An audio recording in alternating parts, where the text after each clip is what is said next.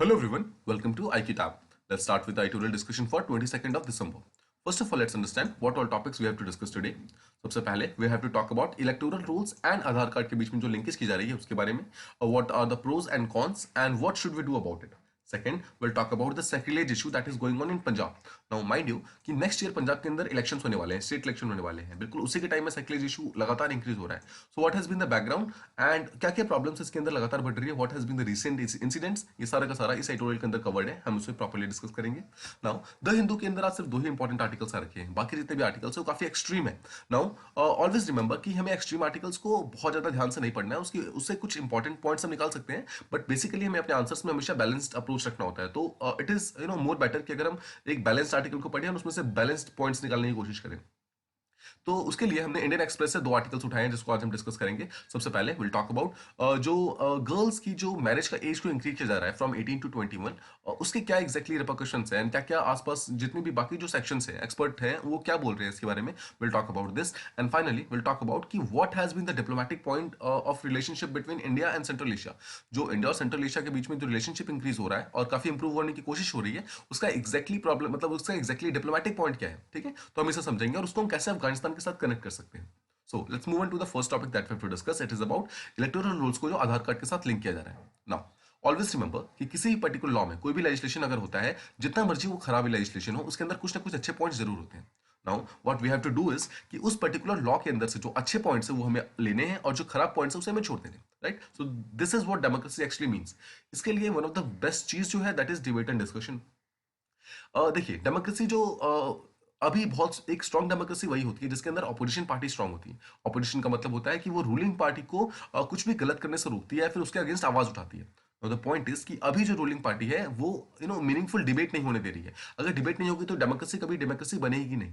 Right, अगर इन protest को अगर पूरी तरीके से इग्नोर करके सेंट्रल गवर्नमेंट आगे बढ़ती रहेगी जिस तरह उन्होंने इस बार किया है कि उन्होंने क्या किया है, इस प्रोटेस्ट के होने के बावजूद इलेक्टोरल रोल का जो डेटा था उसको आधार कार्ड के साथ जो लिंक करने की बात की जा रही थी, इस पर्टिकुलर बिल को उन्होंने इजीली पास कर दिया है without much debate and discussion. So this is the big problem in democracy. हमें डेमोक्रेसी को अगर रिवाइव करना है तो debate and discussion has to come back. अगर हम बिल के ऑब्जेक्टिव को देखें तो अगर हम ऊपर ऊपर से देखेंगे तो इट सीम्स गुड कि क्या है कि इलेक्टोरल रोल को प्यूरिफाई करना है और जितने भी बोगस वोटर्स हैं मतलब जितने भी गलत वोटर्स हैं उन सबको दो बार वोटिंग करने से रोकना है. काफी लॉडेबल है, काफी अप्रिशिएटेड है, काफी मतलब ये अच्छा बिल का मेन प्रोविजन अच्छा लग रहा है. अगर हम आधार कार्ड को डायरेक्टली वोटर आइडेंटिटी कार्ड से लिंक कर दे तो ऐसा हो भी सकता है. मतलब ये डायरेक्टली एक अच्छा तरीका है इस चीज को अचीव करने का कि अगर एक पर्टिकुलर पर्सन वोट देने जाएगा, मान लीजिए अगर उसने अपने वोटर आइडेंटिटी कार्ड को यूज करके जब वोटिंग दी तो ऑटोमेटिकली उसके आधार कार्ड के आगे टिक लग जाएगा कि that he has already voted, उस पर्टिकुलर इलेक्शन के अंदर उसने वोट कर दिया है. तो अगर वो कोशिश करेगा भी तो वो जाकर कहीं और सेकंड टाइम वोटिंग नहीं कर सकता बिकॉज ऑटोमेटिकली उसके आधार कार्ड के आगे टिक लग चुका है. देखिए इसके अलावा जो सेकंड जो यहाँ पर अमेंडमेंट किया गया है वो ये है कि पहले किसी भी इलेक्टोरल रोल को रिवाइज करने के लिए सिर्फ एक डेट था, मतलब 1 जनवरी. सिर्फ एक पूरे साल में सिर्फ एक ही डेट था जिस दिन वो पर्टिकुलर इलेक्टोरल रोल जो था उसको रिवाइज कर सकते थे. बट अभी टोटल 4 डेट्स ऐसे कर दिए गए हैं, मतलब हर 3 महीने पे उस इलेक्टोरल रोल को रिवाइज किया जा सकता है. आई होप आपको ये चीज समझ आ गई होगी, ये बहुत इंपॉर्टेंट है. पर प्रॉब्लम क्या है, प्रॉब्लम ये है कि ऑपोजिशन ये कह रही है कि मान लीजिए आगे जाकर फ्यूचर में किसी ने अपने आधार कार्ड डिटेल जमा करने से मना कर दी तो ऐसा ना हो कि जो रूलिंग पार्टी है वो उसको डिसएनफ्रेंचाइज करना स्टार्ट कर दे, मतलब उनको वोटर्स की लिस्ट से ही निकाल दे, कोई ना कोई एक्सक्यूज देके उसको बाहर निकाल दे. सेकंड इज कि वायलेशन ऑफ प्राइवेसी बहुत ज्यादा हो रही है बिकॉज ऑब्वियसली अगर एक पर्टिकुलर डेटाबेस के अंदर अगर सोचिए सारे के सारे आधार कार्ड डिटेल्स होंगे और आधार कार्ड डिटेल्स का मतलब है कि उसके अंदर बायोमेट्रिक डिटेल्स होंगे, phone number, address of every single person. Now अगर वो पर्टिकुलर डेटा मिसयूज हुआ या फिर किसी तरीके से हैक हुआ that can be one of the biggest problem जो कि इंडिया फेस करेगी उस पर्टिकुलर टाइम में.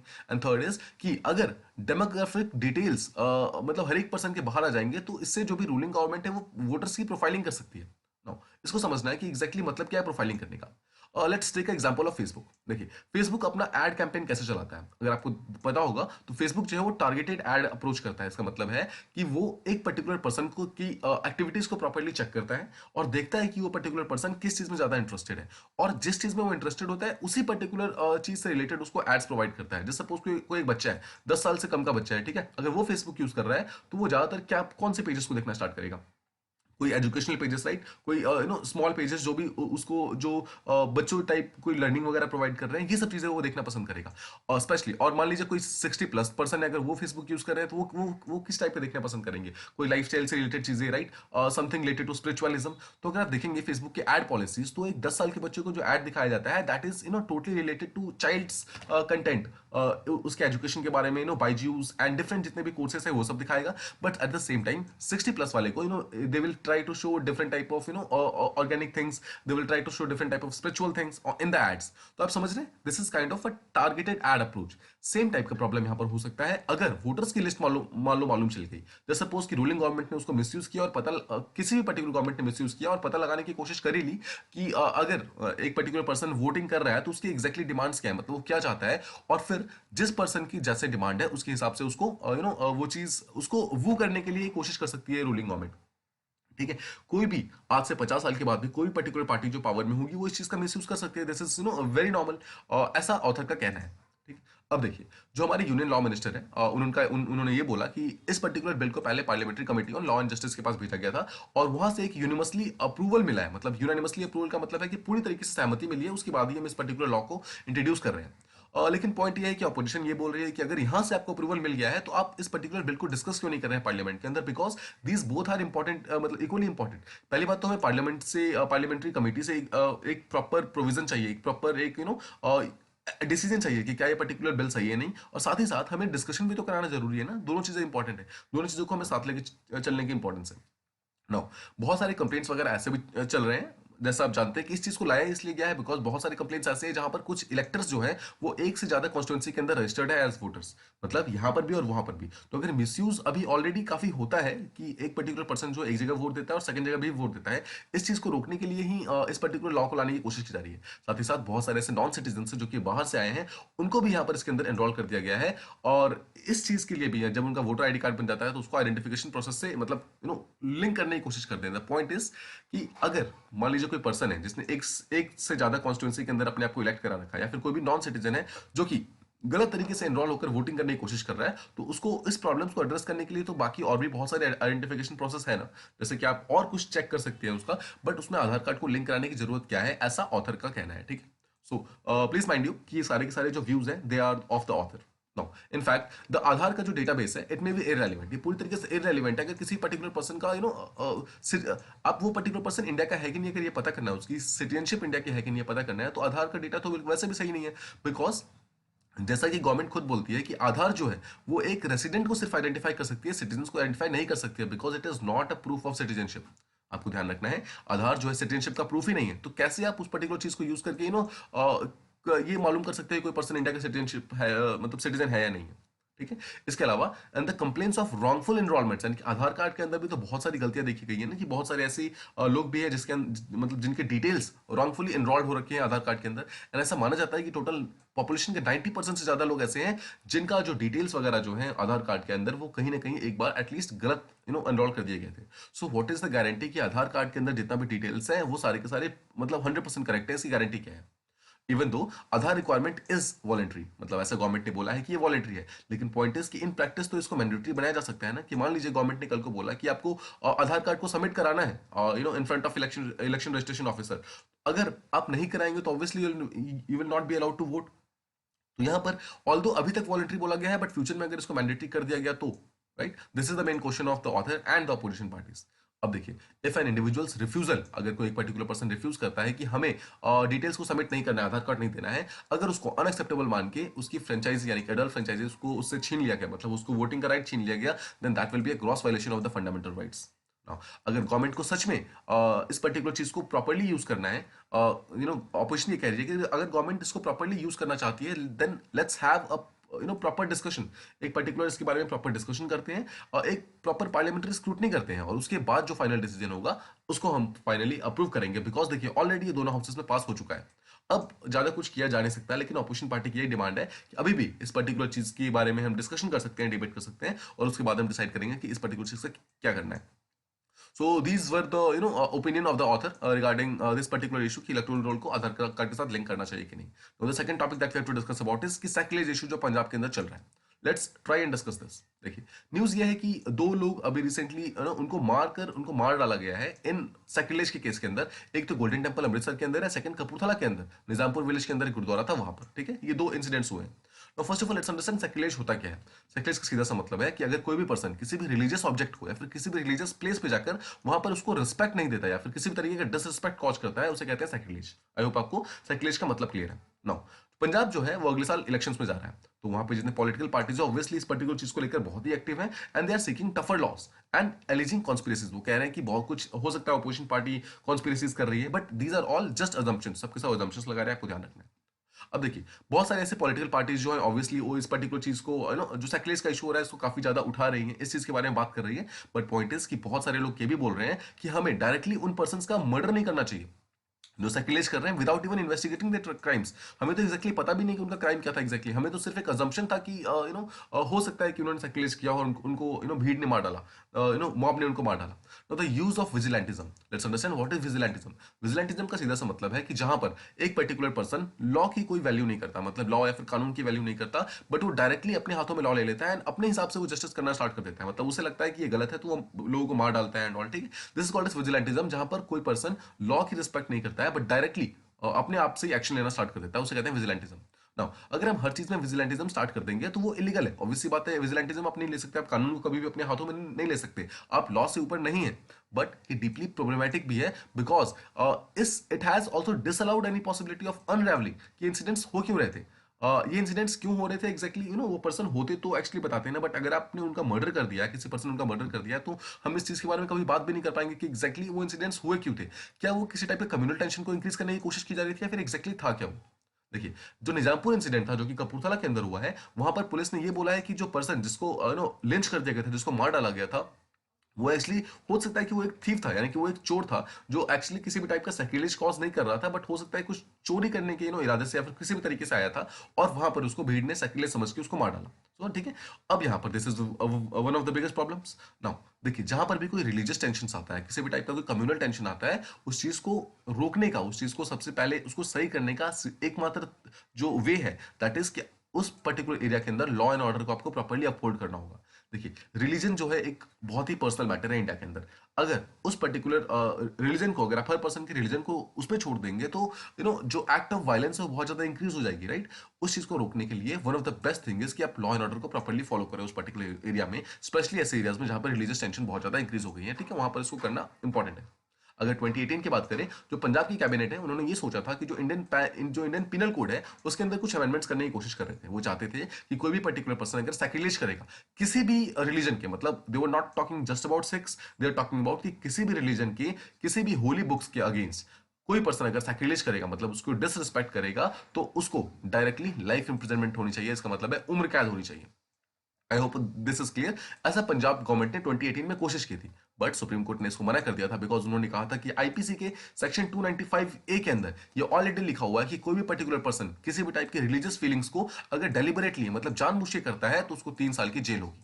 ठीक है, अब ये प्रोविजन ऑलरेडी आईपीसी के अंदर प्रेजेंट है, बट जो पंजाब गवर्नमेंट थे वो चाहते थे कि इसको लाइफ इंप्रिजनमेंट में कन्वर्ट कर दिया जाए। लेकिन सुप्रीम कोर्ट ने ये बोला कि ये सेक्शन ऑलरेडी बहुत ज्यादा मिसयूज है, मतलब जो आपका सेंटिमेंट्स है एंड रिलीजन है उसको प्रोटेक्ट करने के नाम पे ऑलरेडी बहुत सारे लोगों को प्रोसिक्यूट किया जा चुका है सोसाइटी के अंदर। मतलब बहुत सारे लोगों को ऑलरेडी जेल इसलिए किया जा रहा है बिकॉज कुछ लोग ऐसा समझते थे कि उन्होंने हमारे रिलीजन को खतरे में डाल दिया है, फिर हमारे रिलीजन के अगेंस्ट उन्होंने कुछ बोला है। इससे क्या होता है, किसी पर्टिकुलर का पर्सन का फ्रीडम ऑफ एक्सप्रेशन खत्म हो जाता है। मतलब कोई पर्सन जानबूझ के या फिर अपने सही से कुछ बोल भी नहीं पाता, उनका फ्रीडम ऑफ एक्सप्रेशन पूरी तरीके से खत्म हो जाता है। अगर आपको समझ आ रहा है, सुप्रीम कोर्ट की वर्डिंग थी, ठीक है, उन्होंने कहा था कि ये मिसयूज बहुत ज्यादा होता है। अब अगर हम सैक्रिलेज के लिए लाइफ इंप्रिजनमेंट दे देंगे या फिर किसी भी तरीके का पनिशमेंट को इंक्रीज कर देंगे, तो आप ध्यान से सोचिए, सैक्रिलेज का सीधा सा मतलब हमने देखा कि किसी भी रिलीजियस बुक का अगर किसी भी तरीके से आप डिसरिस्पेक्ट करते हो उसे कहते हैं sacrilege. But who will decide कि एक्चुअली वो डिसरिस्पेक्ट हुआ या फिर नहीं हुआ, राइट। ये बहुत ही वेगली डिफाइंड टर्म है जहां पर हर एक पर्सन के मूड के ऊपर एंड हर एक पर्सन के जजमेंट के ऊपर इस चीज को हम नहीं छोड़ सकते। अगर आप पाकिस्तान को देखेंगे, पाकिस्तान के अंदर ब्लास्फेमी की लॉज है। ब्लास्फेमी का सीधा सा मतलब है कि कोई भी अगर इस्लाम के अगेंस्ट कुछ बोलेगा या फिर कोई भी पर्टिकुलर पर्सन मुस्लिम्स या फिर इस्लाम लोगों के अगेंस्ट कुछ करता है तो वो ब्लास्फेमी के अंदर आता है और उसके अगेंस्ट उनके यहाँ पे लाइफ इंप्रिजनमेंट है। तो क्या हम पाकिस्तान जैसा बन जाए? कहाँ वहाँ पर वहाँ पर बिल्कुल भी रिलीजियस टॉलरेंस नहीं है। मतलब वहाँ पर एक पर्टिकुलर धर्म के अगेंस्ट यानी कि इस्लाम के अगेंस्ट किसी ने कुछ बोला तो उसके अगेंस्ट डायरेक्टली ब्लास्फेमी के लॉज लगते हैं। But India is a very religious tolerant country. India एक ऐसी कंट्री है जहां पर एक ही कंट्री के अंदर multi culture and multi ethnic लोग एक साथ मिलकर रहते हैं। So India is actually one of the best secular examples जो कि पूरे वर्ल्ड के लिए है। यहाँ पर हमें इस पर्टिकुलर चीज को अपहोल्ड करने की जरूरत है ताकि जितने भी लोग ऐसे इस पर्टिकुलर चीज के विक्टिम्स हैं उन लोगों को इन सब चीजों से बचा सके। तो देखिए हमारा वे फॉरवर्ड क्या होना चाहिए, क्या एग्जैक्टली इस पर्टिकुलर सेक्युलर केस में आगे होना चाहिए। सबसे पहली बात तो जो स्टेट गवर्नमेंट है उसको अलाउ करना चाहिए कि पुलिस है वो थॉरली उस पर्टिकुलर चीज को इंक्वायरी करे और पता करे कि एग्जैक्टली ये इशू हो क्यों रहा है, कि is there some kind of problem, is there some kind of political manifestation, क्या एग्जैक्टली प्रॉब्लम क्या है। ठीक है, इसको पता लगाने की जरूरत है। Second, it must also bring to justice those engaged in vigilantism, मतलब जो पर्सन लॉ की कदर नहीं करते हैं, राइट, उन सब चीजों को ऑन जस्टिस लाना जरूरी है। बिकॉज उन लोगों को जेल में डालना या फिर उन लोगों को पनिश करना बहुत इंपॉर्टेंट है। Because this should set a example ताकि आगे जाकर कोई पर्टिकुलर पर्सन ऐसे ना करे। एंड थर्ड कि देखिए ऑल दो टेंशन बहुत बढ़ चुकी है पाकिस्तान पंजाब के अंदर एंड आसपास के एरियाज में, बट पॉइंट इज यहाँ पॉलिटिकल पार्टीज को ये बहुत ही ध्यान से यहाँ पर एक कुछ स्टेप्स ऐसे लेने होंगे ताकि ये जो कम्युनल टेंशन जो ऑलरेडी इंक्रीज हो रहे हैं उस कम्युनल टेंशन को और ज्यादा इंक्रीज ना होने दे और जल्दी से जल्दी उनको रोक दे। आई होप आपको सेक्युलर्स का इशू प्रॉपर्ली समझ आ गया होगा। Now the next ideal that we have to discuss about is कि raising legal age of marriage for women. Womens के लिए रिसेंटली लीगल एज को जो इंक्रीज कर दिया गया हम उसके बारे में बात करते हैं। गवर्नमेंट ने रिसेंटली डिसाइड किया है कि एज जो है वो 18 से 21 किया जाएगा and it is well intentioned, ऐसा उनका कहना है, ऑथर का कहना है कि ये अच्छी बात है। मतलब इंटेंशन काफी अच्छा है गवर्नमेंट का। इससे पहले गवर्नमेंट ने ऑलरेडी एक टास्क फोर्स बनाया था जिसका मेन एम था कि they had to study on motherhood, maternal mortality rate and improvement of nutrition. ये तीन चीजों पे इस टास्क फोर्स को बनाया गया था। मदरहुड का मतलब है जब एक पर्टिकुलर लेडी मदर बनती है। Second is maternal mortality rate का मतलब है कि एक पर्टिकुलर लेडी अगर बर्थ देते टाइम उनकी डेथ हो जाती है उसे कहते हैं maternal mortality rate. And third is कि उस पर्टिकुलर पर्सन के हेल्दी रहने के लिए, उस मदर के या फिर चाइल्ड के हेल्दी रहने के लिए क्या क्या न्यूट्रिशन में इंप्रूवमेंट की जरूरत है ना। इन सब चीजों पे जब बात की जा रही थी तो वन ऑफ द मोस्ट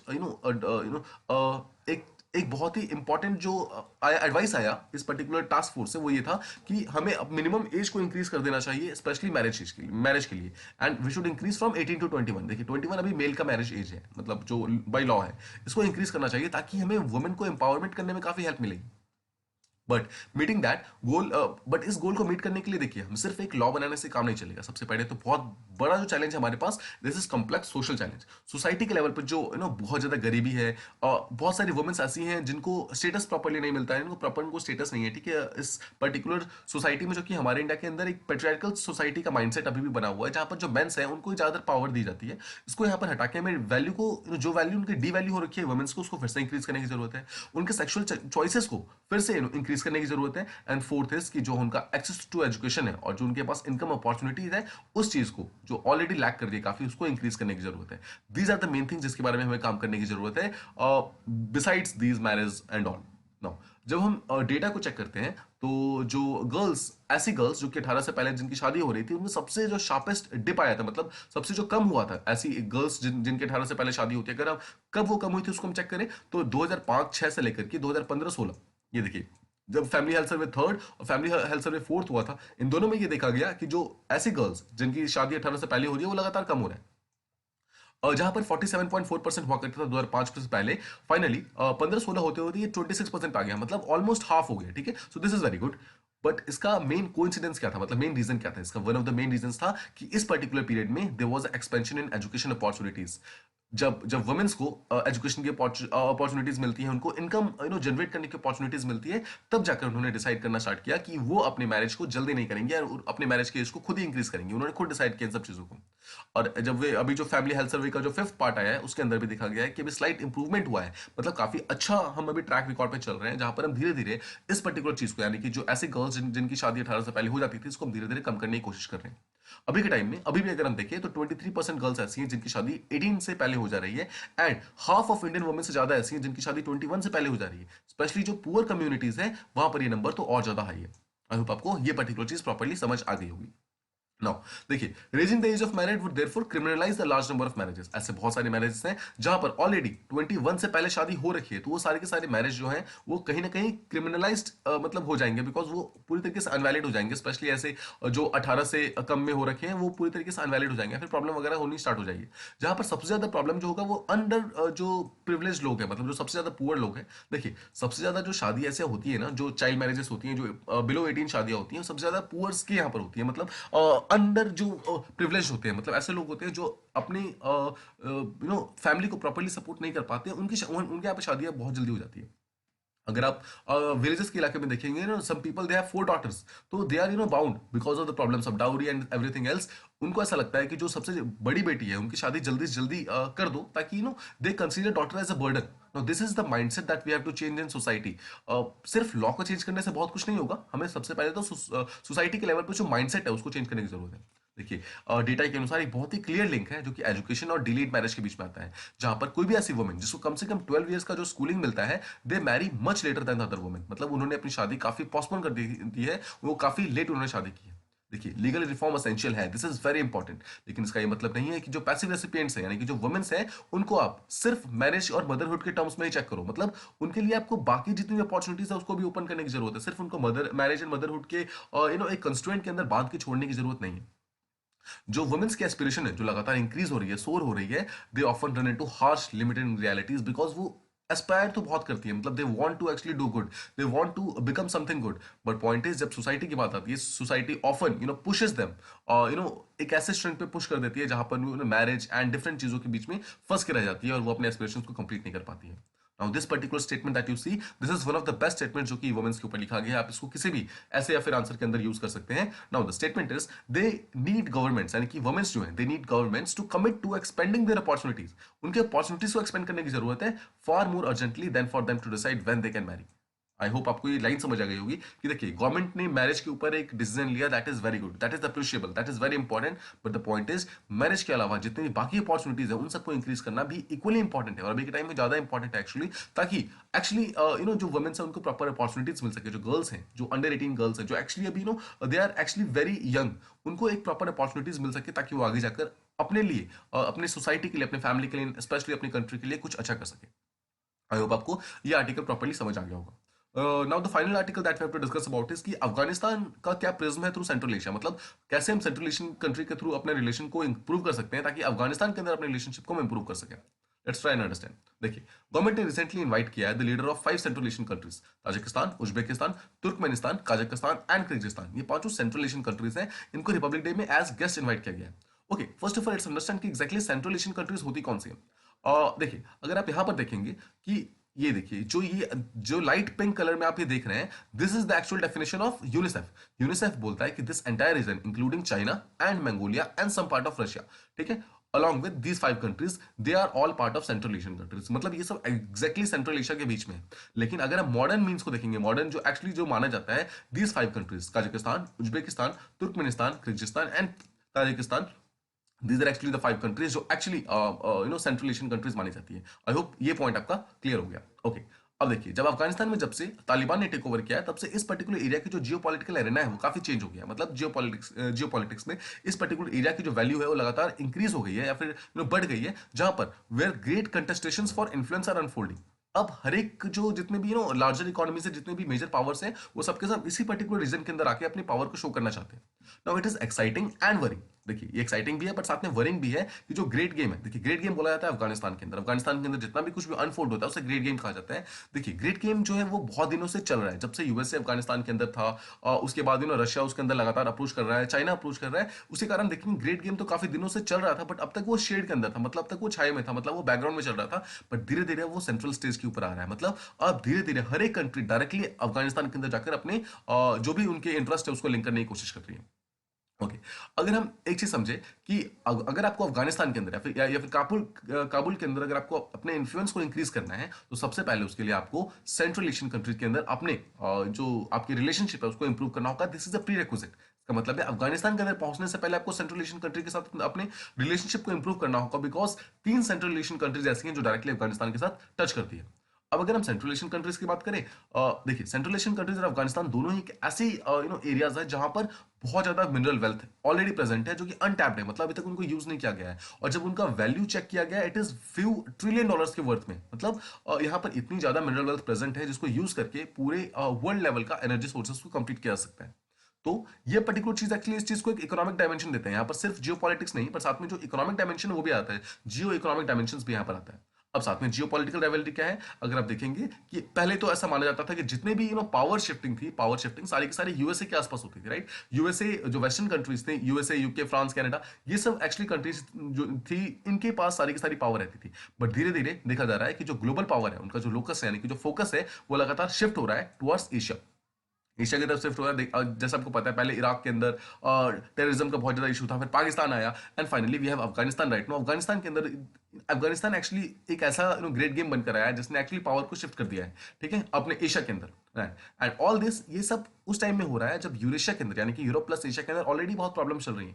जहां पर देखा जा रहा है रशिया और यूएसए का जो नेटो है, इसके बीच में ऑलरेडी बहुत सारी प्रॉब्लम चल रही है। जैसे आपको पता है कि रशिया के ऊपर एक एक आरोप लगाया जा रहा है कि वो यूक्रेन पे अटैक कर सकता है। नेटो बोलती है अगर तुमने यूक्रेन पे अटैक किया तो हम तुम पे अटैक कर देंगे। तो ये प्रॉब्लम जो है रशिया और नेटो के बीच में ऑलरेडी काफी ज्यादा चल रही है। इसी बीच में अफगानिस्तान का टेंशन भी स्टार्ट हो गया। यूएसए ये चाहता है कि सेंट्रल एशियन कंट्रीज को इस तरीके से यूज करे जिस तरह उसने इंडो पैसिफिक को यूज किया है, ताकि वो चाइना और रशिया दोनों ही जो उसके सबसे बड़े कंपेटिटर्स है, उनको ये रोक सके। देखिए, यूएसए हमेशा चाहता है कि वो अपनी हेजेमनी को या फिर सॉफ्ट पावर को बना के रख सके, ठीक है। उसके लिए वो अलग अलग मैकेनिज्म को यूज करता है। जब उसने देखा कि जो इंडो पैसिफिक रीजन है वहां पर चाइना अपना इन्फ्लुएंस बढ़ा रहा है या फिर रशिया अपना इन्फ्लुएंस बढ़ा रहा है, तो वहां पर उसने इंडिया को यूज किया, ठीक है। रशिया मतलब यूएसए ने इंडिया को यूज किया अपने अलाई की तरह। अब देखेंगे पिछले 5-6 सालों में लगातार इंडिया का जो रिलेशनशिप है यूएसए के साथ इंप्रूव हो रहा है। उसका one of the biggest reason ही ये है बिकॉज इंडिया एक बहुत ही इंपॉर्टेंट मिलिट्री पावर बन रही है, और यूएसए इंडिया को देखता है कि वो इंडो पैसिफिक रीजन में यूएसए की दबदबा बना के रख सकता है। मतलब वो चाइना और रशिया को नहीं एंटर करने देगा। मतलब अगर इंडिया वहां पे रहेगा तो ऑब्वियसली यूएसए भी वहां पे डायरेक्टली आ सकता है। अब सेम चीज यूएसए जो है सेंट्रल एशियन कंट्री के अंदर करना चाहता है। वहां पर डायरेक्टली नहीं आना चाहता है, पर वो चाहता है कि किसी थर्ड कंट्री के थ्रू सेंट्रल एशिया के अंदर मैं पावर बना के रखूं। साथ ही साथ देखिए, ये हो गया यूएसए का। सेकंड अगर आप देखेंगे मॉस्को यानी कि रशिया, देन देखेंगे बीजिंग, चाइना। तो रशिया, चाइना, यूएसए, ये सब के सब कंट्री ऐसी हैं जो लगातार अफगानिस्तान के आसपास जाकर, अफगानिस्तान, सेंट्रल एशियन कंट्री, इन सब के आसपास जाकर अपने इन्फ्लुएंस को इंक्रीज करना चाहती हैं। अगर इंडिया को देखेंगे, India also need to work on this intricate network of relationship. देखिए इंट्रिकेट नेटवर्क क्यों, यहाँ पर अफगानिस्तान है, 5 सेंट्रल एशियन कंट्रीज हैं, रशिया है, चाइना है, यूएसए है, and now India is coming. तो अब देख रहे हैं ऑलमोस्ट 10 कंट्रीज जो है इस पर्टिकुलर एरिया के अंदर अपने इन्फ्लुएंस को इंक्रीज करना चाहती है। जहां पर देखा जा रहा है कि ऑल्दो हमें बिगर बिगर पिक्चर को ध्यान रखना है। देखिए हमारा बिगर पिक्चर क्या है, हमें रिलेशनशिप इंप्रूव करना है, दैट इज गुड। बट साथ ही साथ हमें अपने नॉन अलाइन माइंडसेट को ध्यान रखना है, बिकॉज देखिए यहाँ पर प्रॉब्लम्स कैसे इंक्रीज हो रही है। यूएसए, रशिया, चाइना, जितने भी ग्लोबल पावर्स है वो सबके सब एक जगह पर इमर्ज हो रही है। तो यहाँ पर सबसे पहले जो इंडिया को ध्यान रखना है, यहाँ पर नॉन अलाइनमेंट का जो माइंडसेट है इंडिया का, उस चीज को फोकस में लाना जरूरी है। इंडिया को यहाँ पर किसी भी एक पर्टिकुलर पार्टी की तरफ मूव करने की जरूरत नहीं है, बिकॉज इंडिया के जो स्ट्रेटेजिक एसेट्स है, अफगानिस्तान के अंदर इसने इतना सारा इन्वेस्टमेंट किया हुआ है। सेंट्रल एशियन कंट्री को इसने रिसेंटली $1 बिलियन का ग्रांट प्रोवाइड किया है। तो इन सब चीजों को अगर ध्यान में रखें तो इंडिया को अपने स्ट्रेटेजिक एसेट्स को प्रॉपर्ली संभालने के लिए बहुत जरूरी है कि अपने नॉन अलाइन माइंडसेट को यहाँ पर बना के रखें। अगर आप इस पर्टिकुलर मैप को प्रॉपर्ली देखेंगे तो यू विल अंडरस्टैंड। देखिए दिस इज इंडिया, ठीक है, this is Pakistan, and this particular thing that you see, this is Afghanistan. अगर आप अफगानिस्तान के थ्रू अगर देखेंगे, ये देखिए चाइना, चाइना का ये है this particular thing that you see, this is Silk Road economic belt, ठीक है। ये वो पर्टिकुलर बेल्ट है जिसको हम बेल्ट एंड रोड इनिशिएटिव कहते हैं। अगर आप यहाँ पर देखेंगे तो देखिए ये सेंट्रल एशियन कंट्री से पास हो रहा है, ठीक है। सेकंड देखिए इकोनॉमिक कॉरिडोर जो अगेन चाइना का है, अगेन वो इस पर्टिकुलर रीजन, अगेन वो सेंट्रल एशियन कंट्री से पार्ट हो रहा है, ठीक है। और अगर आप बहुत सारे ऑयल के पाइपलाइंस देखेंगे, देखिए इस पर्टिकुलर एरिया में अगेन वो सेंट्रल एशियन कंट्री से पास हो रहा है। गैस पाइपलाइन देखेंगे, this blue colour that you see, again वो सेंट्रल एशियन कंट्री से पास हो रहा है। तो आई होप यू अंडरस्टैंड कि बहुत सारे ऐसे प्रोजेक्ट्स हैं, और चाइना, यूएसए, रशिया ऐसे प्रोजेक्ट्स को बहुत सारे लॉन्च कर रही है जो एक्चुअली सेंट्रल एशियन कंट्री से पास हो रही है, ताकि वो अपने इन्फ्लुएंस को इन पर्टिकुलर रीजन के अंदर इंक्रीज कर सके।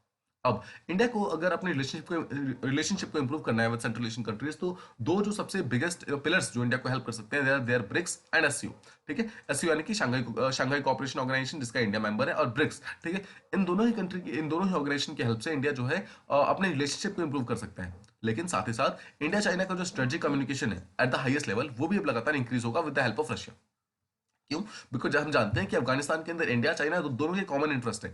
अगर दोनों को वहां जाकर साथ में काम करना है तो उसके लिए सबसे पहले अपने खुद के बॉर्डर इश्यूज को कंप्लीट करना जरूरी है, उसको सॉल्व करना जरूरी है। तो उसके लिए बहुत ही इंपॉर्टेंट है कि जो हम हाईएस्ट लेवल पे जो कम्युनिकेशन कर रहे हैं उसको और ज्यादा इंक्रीज करें, specially with the help of Russia. Russia इस चीज को हेल्प करने के लिए जरूरी भी है। ठीक है, अब देखिए deepening of the traditional Indo Russian mutual understanding, ये हो गया चाइना के साथ। अब देखिए रशिया के साथ अगर हम देखेंगे, लगातार जो मिस्टर पुतिन है जो कि रशिया के प्रेसिडेंट है, वो इंडिया में आए थे, उनके रिलेशनशिप काफी काफी इंप्रूव हो रहे हैं। उससे पहले जो रशिया के डिफरेंट मिनिस्टर्स जो थे, उन्होंने 2+2 मीटिंग के लिए वो इंडिया के अंदर आए थे। तो अब देख रहे हैं लगातार जो इंडिया रशिया के बीच में जो अंडरस्टैंडिंग है, जो रिलेशनशिप है, वो अचानक से इंक्रीज होनी स्टार्ट हो गई है। क्यों हुई है? Because both countries know, India Russia दोनों जानता है कि अगर अफगानिस्तान के अंदर अपने रिलेशनशिप को इंप्रूव करना है, या फिर उस रीजन में जाकर अगर हमें इन्फ्लुएंस अपना इंक्रीज करना है, तो सबसे पहले हमें अपने पर्सनल लेवल पर जितने भी हमारे अंडरस्टैंडिंग है उसको इंक्रीज करने की जरूरत है। अब देखिए अगर इंडिया और रशिया डायरेक्टली रिलेशनशिप इंक्रीज करेंगे, ठीक है, तो एक बहुत ही कामिंग इफेक्ट की तरह आएगा इंडिया के टेंशन में चाइना में। इंडिया का जो चाइना के साथ टेंशन है, वहां पर एक प्रॉब्लम सॉल्व करने के लिए आ सकता है रशिया। रशिया एक मीडिएटर की तरह काम कर सकता है, जहां पर इंडिया और चाइना दोनों की प्रॉब्लम को सॉल्व कर सकता है।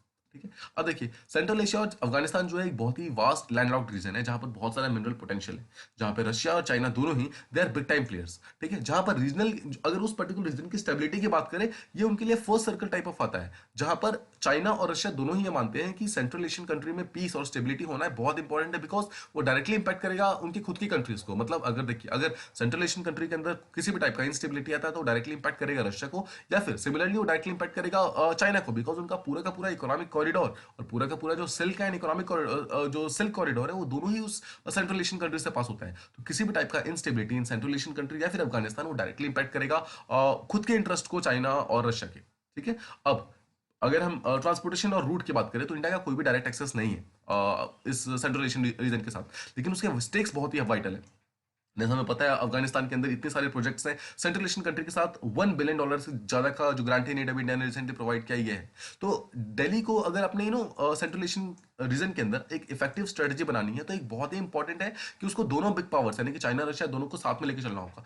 ऐसा नहीं कर सकता इंडिया की डायरेक्टली जाएगा अपने आप को इन्फ्लुएंस करने के लिए, अपना इन्फ्लुएंस इंक्रीज करने के लिए वो चाइना या रशिया को इंक्रीज कर दे। सिमिलरली चाइना एंड रशिया को भी अगर उस पर्टिकुलर रीजन के अंदर इन्फ्लुएंस इंक्रीज करना है, तो उसको भी इंडिया का हेल्प चाहिए ही होगा। इंडिया यहाँ पर अपने रिलेशनशिप को इंप्रूव करने के लिए रीजनल कनेक्टिविटी का कार्ड खेल रहा है।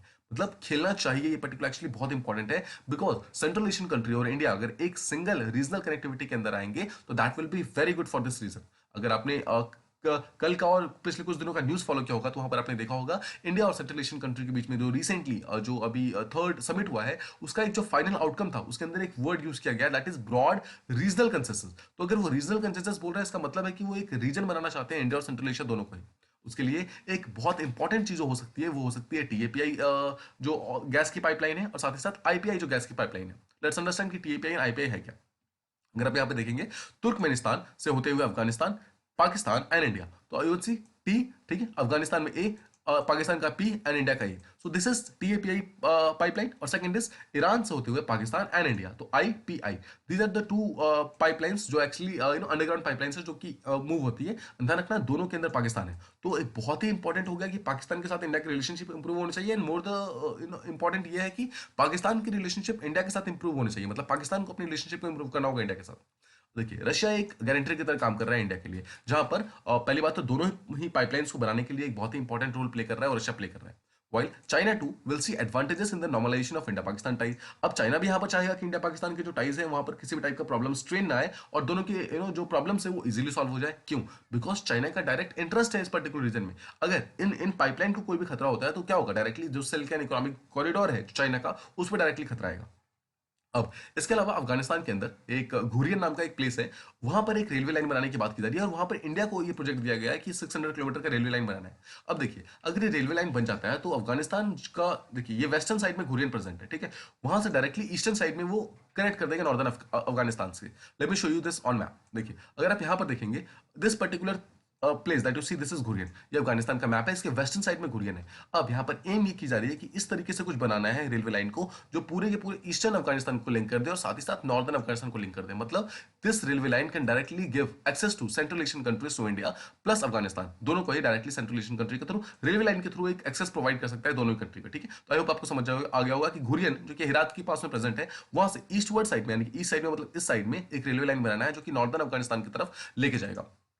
ठीक है। तो आप जैसे देख सकते हैं दिस इज नॉर्दर्न अफगानिस्तान की तरफ लेके जा रहा है और साथ में साथ जो ईस्टर्न अफगानिस्तान के जो ईस्टर्न अफगानिस्तान है वहां से वेस्टर्न अफगानिस्तान की तरफ भी लेके आ रहा है। ठीक है, तो ये रेलवे लाइन बहुत ही इंपॉर्टेंट हो सकती है। Now apart from job creation इन अफगानिस्तान, अफगानिस्तान के अंदर एक तो हो गया कि आपका जॉब क्रिएशन हो रहा है, इसके अलावा अगर ये रेलवे लाइन प्रॉपर्ली बन जाती है तो जो सामान वगैरह कार्गो वगैरह जिसको कैरी किया जाता था from Chabahar port to Central Asian countries वो इजिली इंक्रीज हो जाएगा। अब समझ रहे हैं, देखिए चाबहार से हम डायरेक्टली किसी पर्टिकुलर सामान को अफगानिस्तान तक पहुंचा सकते हैं, पर अफगानिस्तान से हमें अभी तक रोड का जो वेज था रोडवेज था उसको यूज करना पड़ रहा था किसी सामान को आगे लेके जाने के लिए। बट यहाँ पर हम इस पर्टिकुलर चीज को ट्रेन की हेल्प से यानी कि रेलवे लाइन की हेल्प से आगे तक पहुंचा सकते हैं, यहाँ तक कि रशिया या फिर चाइना तक पहुंचा सकते हैं अपने किसी भी सामान को।